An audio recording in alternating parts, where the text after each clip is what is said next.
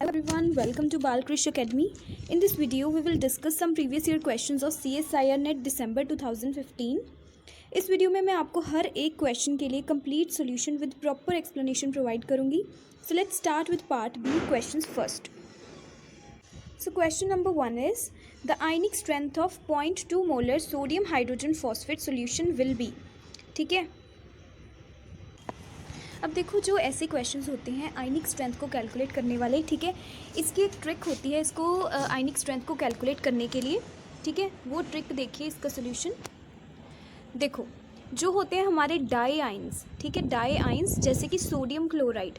Die ions कैसे हुआ? ये एक इसमें सोडियम है और वन इज़ क्लोराइड. ठीक है, डाई आइंस के लिए आयनिक स्ट्रेंथ को कैलकुलेट करने का क्या फॉर्मूला होता है? जितनी कॉन्सेंट्रेशन आपको दी होती है सॉल्ट की, ठीक है, जैसे 0.1 मोलर दी है तो उसकी आयनिक स्ट्रेंथ भी कितनी हो जाएगी? 0.1. ठीक है.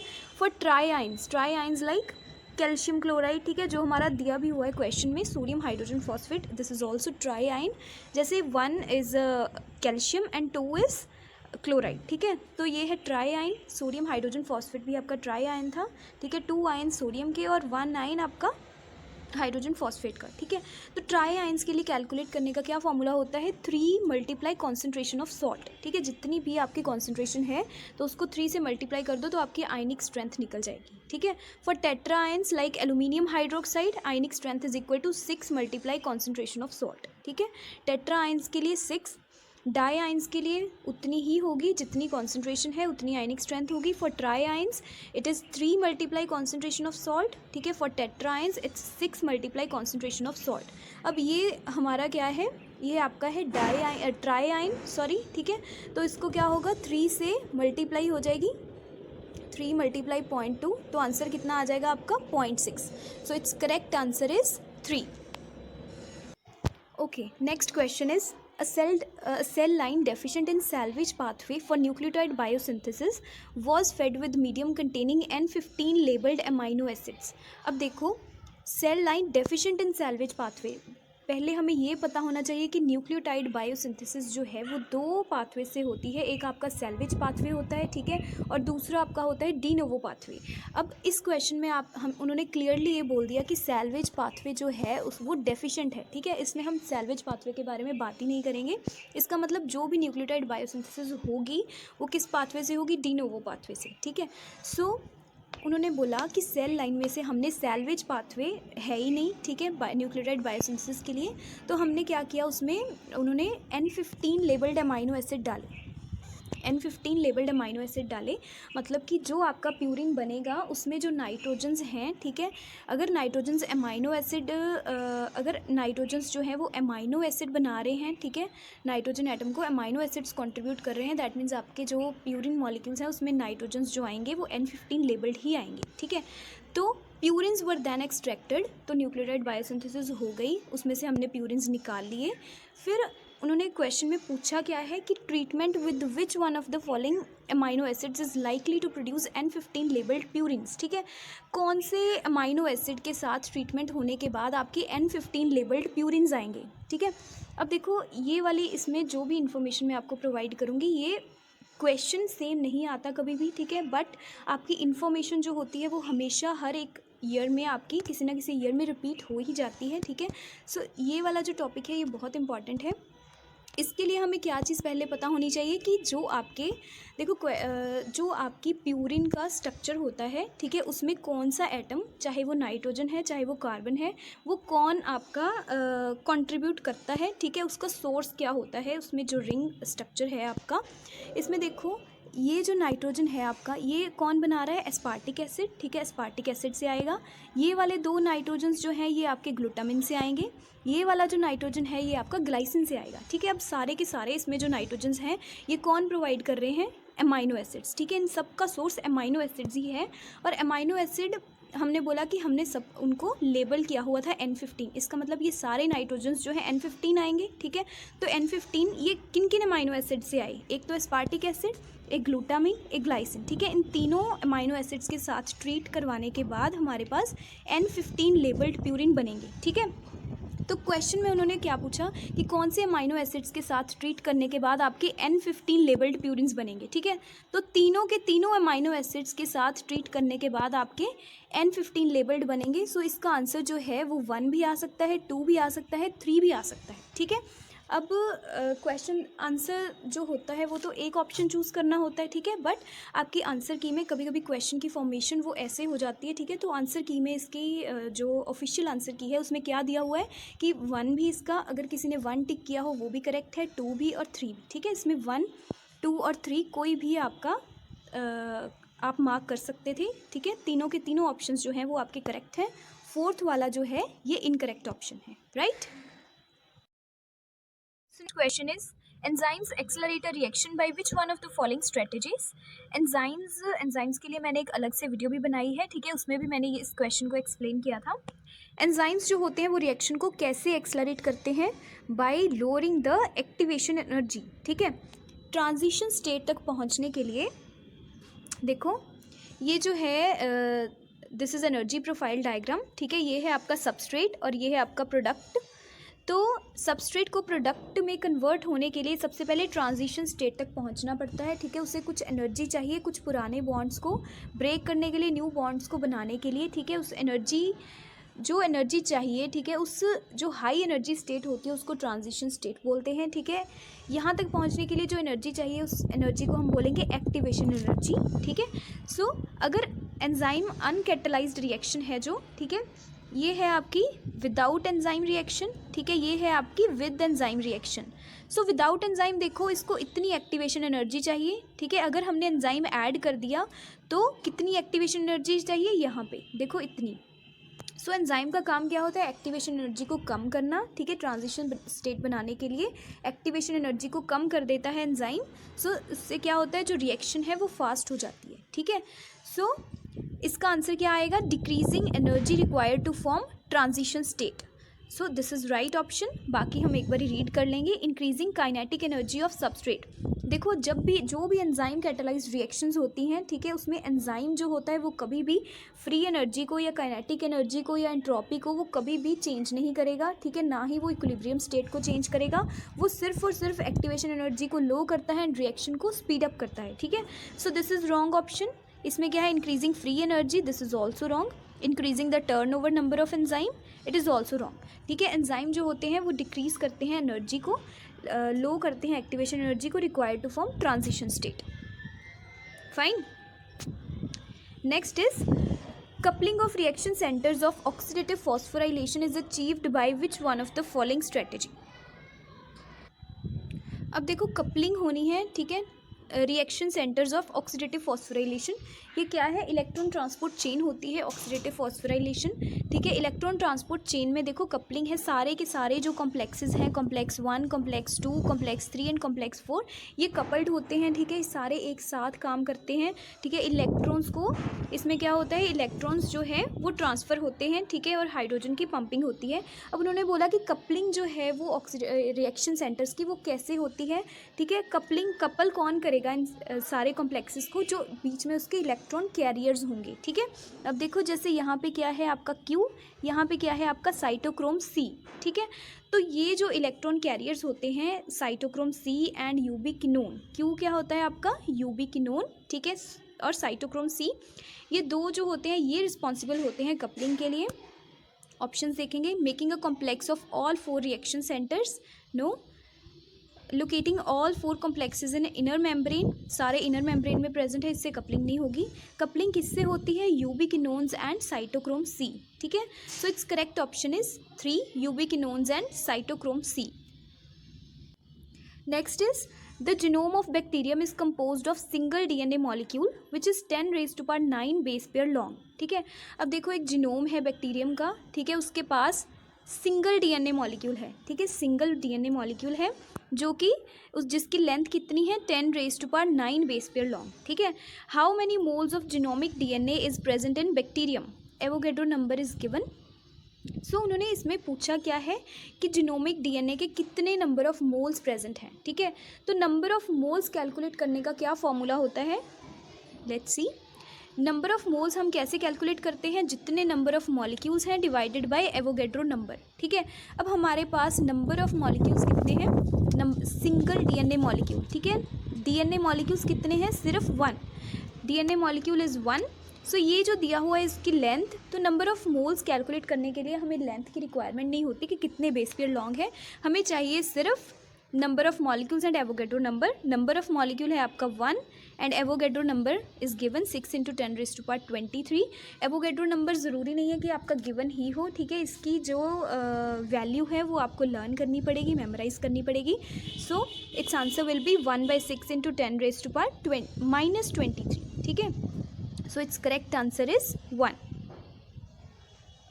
Next is it takes 40 minutes for a typical E. coli cells to complete replicate its chromosome, ठीक है। E. coli सेल है एक, ठीक है, उसको रेप्लिकेट करने के लिए कितना टाइम लगेगा, 40 मिनट्स, 40 मिनट्स उसको रेप्लिकेशन करने के लिए चाहिए, ठीक है। Simultaneous to the on going replication, ठीक है, रेप्लिकेशन चल रही होती है, 20 minutes of fresh round of replication is completed before the cell divides. अब देखो जब सेल की डिवीजन होगी, उन्होंने यहाँ पे क्या बताया कि जब सेल डिवाइड करेगा उस टाइम पे 20 मिनट्स की आपकी रेप्लिकेशन जो होती है वो पहले ही हो चुकी होती है, ठीक है। सेल की डिवीजन के टाइम पे 20 मिनट्स की रेप्लिकेशन पहले ही हो चुकी होती है। So what would be the generation time of E coli growing at 37 degree Celsius in complex medium. अब उन्होंने पूछा है जनरेशन टाइम, ठीक है। जनरेशन टाइम देखो सबसे पहले होगा, सेल साइकिल चलता है, ठीक है, उसमें फेजेस होते हैं G1S G2M। सो उसमें रेप्लिकेशन, ठीक है, सबसे पहले क्या होगी, सेल की रेप्लिकेशन होगी। रेप्लिकेशन होने के बाद सेल जो होता है वो डिवाइड कर जाता है, ठीक है। जैसे ही वो पूरा का पूरा रेप्लिकेट हुआ जीनोम, उसके बाद सेल की डिवीजन हो जाती है। इसका मतलब जनरेशन टाइम क्या होगा, जितना टाइम आपको रेप्लिकेशन करने के लिए चाहिए, ठीक है, जितना टाइम रेप्लिकेशन के लिए लगेगा उसी टाइम पे क्या होगा, जब रेप्लिकेशन कंप्लीट हुई सेल डिवाइड हो गया। इसका मतलब रेप्लिकेशन टाइम जो होता है वो आपका क्या होगा, जनरेशन टाइम, ठीक है। अब देखो 40 मिनट्स उन्होंने बोला कि रेप्लिकेशन करने के लिए चाहिए हमें, ठीक है।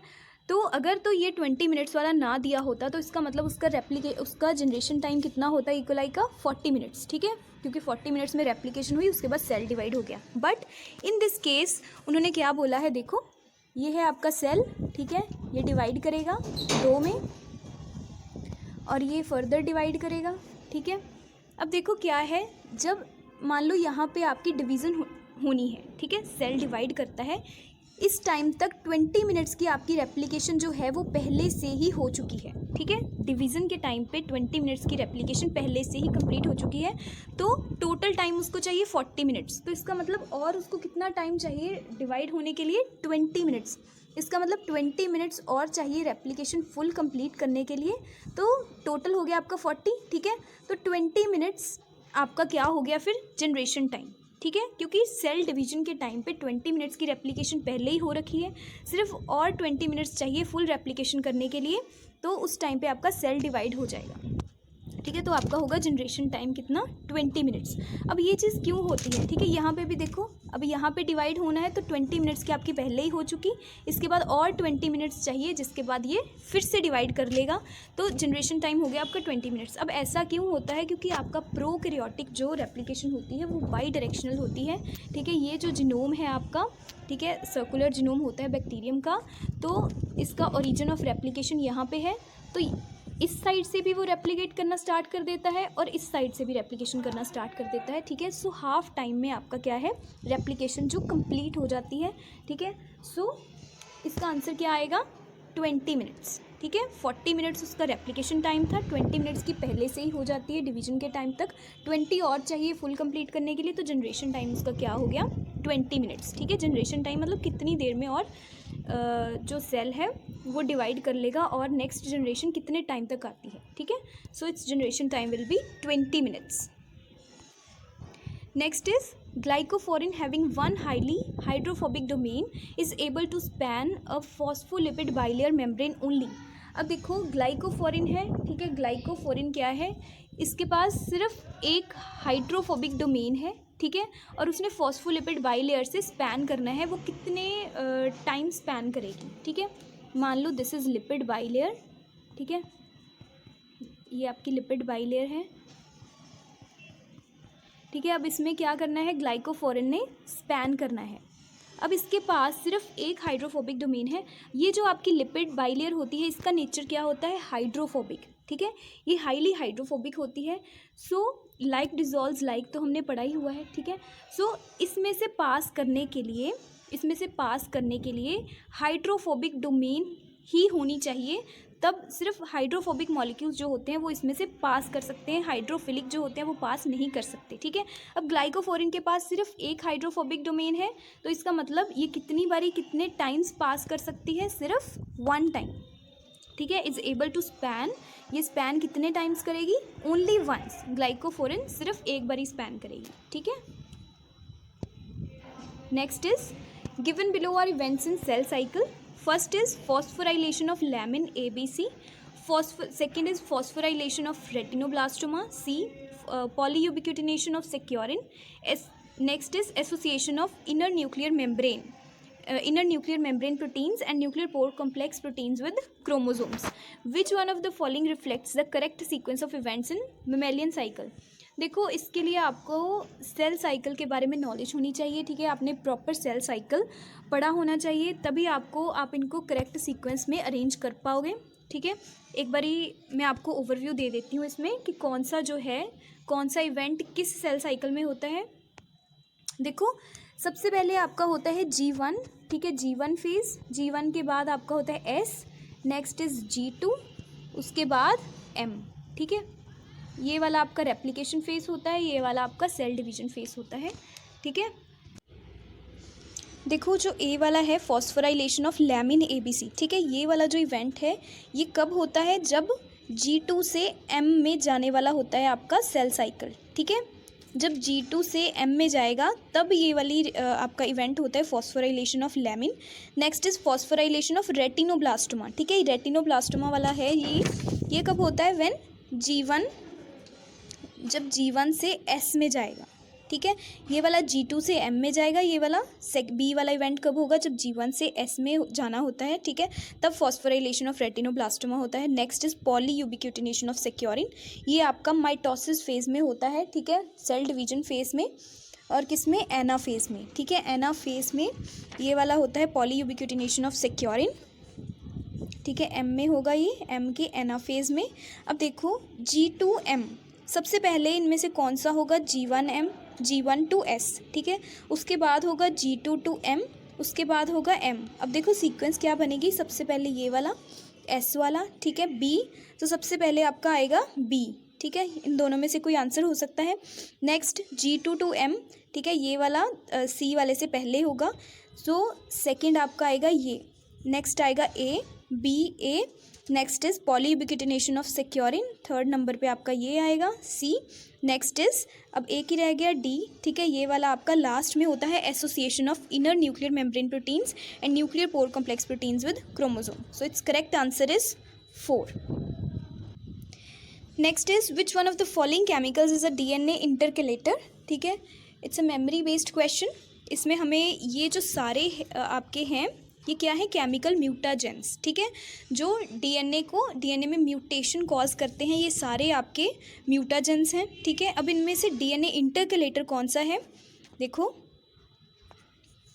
जो आपका है 5-ब्रोमोयूरासिल, ये आपका है बेस एनालॉग, ठीक है, बेस एनालॉग है of thymidine. Ethyl methyl sulphate जो है ये आपका एल्काइलेटिंग एजेंट है। Acridine orange, this is the intercalator, ठीक है, एक्रीडिन ऑरेंज आपका इंटरकेलेटर है।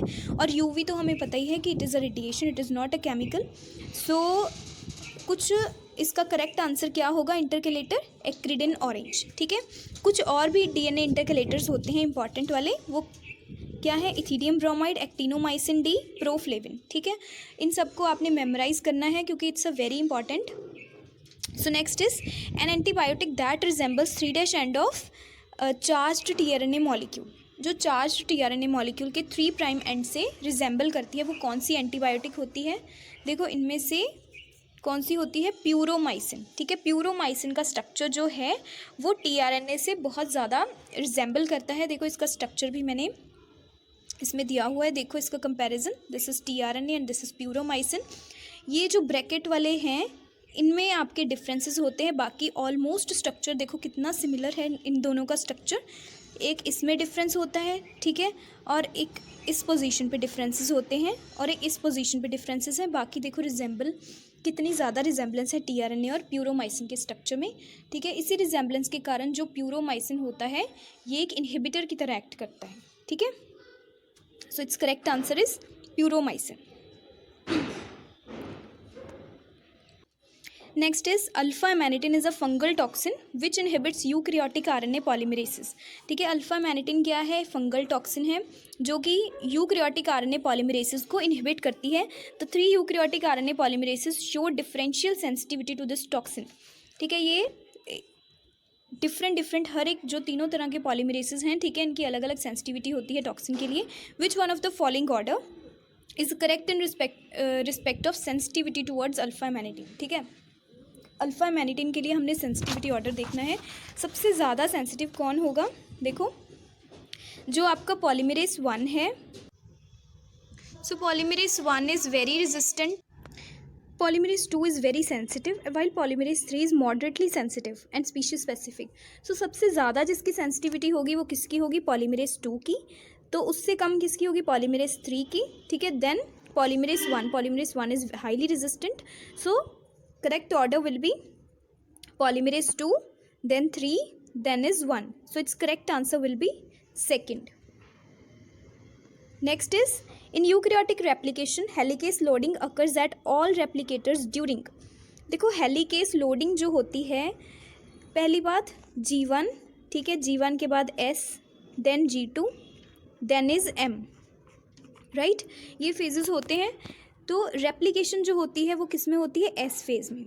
रेप्लिकेशन होगी आपकी एस फेज़ में, बट इसके लिए जो भी मशीनरी होती है, ठीक है, जो भी मशीनरी होती है उसकी लोडिंग जो हो जाती है वो उसके एक पहले फेज़ में हो जाती है, G1 फेज़ में, ठीक है। सो हेलिकेस लोडिंग आपकी किस फेज़ में होगी? G1 फेज़ में। So correct answer will B 2। Next is cytotoxic T cells express. देखो साइटोटॉक्सिक टी सेल्स, जो टी सेल्स होते हैं 2 टाइप्स के होते हैं। एक आपका है TC सेल, दूसरा है आपका TH सेल, ठीक है। एक साइटोटॉक्सिक टी सेल, दूसरा हेल्पर टी सेल्स। देखो साइटोटॉक्सिक टी सेल्स जो होते हैं उनके ऊपर कौन से मार्कर्स प्रेजेंट होते हैं? एक CD8, ठीक है, इनके ऊपर होते हैं CD8 प्लस MHC क्लास कौन सी होती है? 1, ठीक है, 8 and 1। और जो हेल्पर टी सेल्स होते हैं इनके ऊपर कौन से मार्कर्स होते हैं? CD4 प्लस MHC क्लास 2, ठीक है। इस चीज़ को हमेशा आपने मेमोराइज करके रखना है। जो साइटोटॉक्सिक सेल्स हैं उनके ऊपर CD8 प्लस 1 क्लास 1 MHC, ठीक है। जो हेल्पर टी सेल्स हैं उनके ऊपर CD4 एंड क्लास 2 MHC होती है, right. So it's correct answer will B 4। Next is the mutation in an oncogene falls under which one of the following classes, ठीक है। ऑन्कोजीन, सबसे पहले ऑन्कोजीन क्या है? It's a cancer causing gene, ठीक है। ये हमारी बॉडी में किस फॉर्म में प्रेजेंट होता है? नॉर्मल कंडीशंस में प्रोटो ऑन्कोजीन, ठीक है। इनएक्टिव फॉर्म में प्रेजेंट होता है प्रोटो ऑन्कोजीन। प्रोटो ऑन्कोजीन जब ये इनएक्टिव फॉर्म में है, ठीक है, जब ये फंक्शन गेन कर लेता है, ठीक है, कोई भी म्यूटेशन हो जाती है इसमें, ठीक है, कोई भी ये फंक्शन गेन कर लेता है, ठीक है, तो ये ऑन्कोजीन में कन्वर्ट हो जाता है, ठीक है। ये होती है एक्टिव फॉर्म और ये काम करना स्टार्ट कर देता है, ठीक है।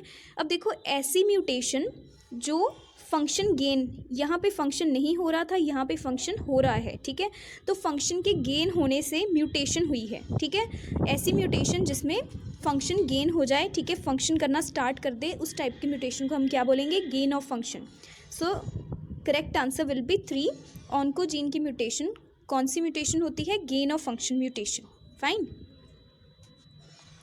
Next is which one of the following is not a second messenger, ठीक है। ये वाला टॉपिक हम जब सिग्नलिंग पढ़ेंगे उसमें करते हैं। सेकेंड मैसेंजर्स की तरह कौन एक्ट नहीं करता, ठीक है। जो साइक्लिक GMP है ये तो डेफिनेटली सेकेंड मैसेंजर की तरह एक्ट करता है, ठीक है।